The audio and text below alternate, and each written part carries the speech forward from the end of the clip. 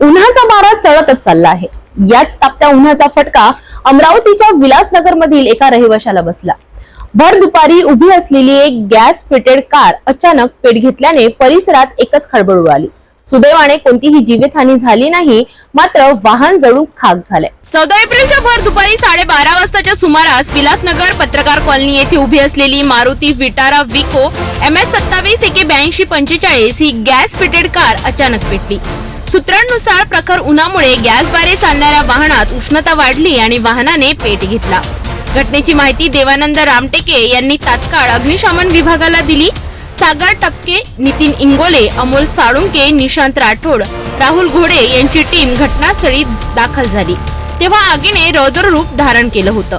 मात्र जवानांनी अतिशय शर्थीचे प्रयत्न करत आगीवर नियंत्रण मिळविलं।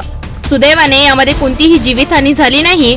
सुमारे 3 लाख रुपयांचे नुकसान मात्र या आगीत झाल्याचा प्राथमिक अंदाज आहे। हा प्रकार पाहता नागरिकांनी उष्णतेपासून वाहनांना संरक्षण देण्याचे आवाहन प्रशासनाच्या वतीने करण्यात आले आहे। अमरावतीत उन्हाचा पारा दिवसेंदिवस वाढतो आहे आणि त्यामुळे अशा घटनांची शक्यता अधिक वाढते आहे। वाहनधारकांनी आपली वाहने उन्हात न ठेवण्याचा प्रयत्न करावा आणि शक्य असल्यास सावली किंवा झाकणाखाली पार्किंग करावी। अधिक माहितीसाठी आणि अपडेटसाठी बघत रहा सिटी न्यूज।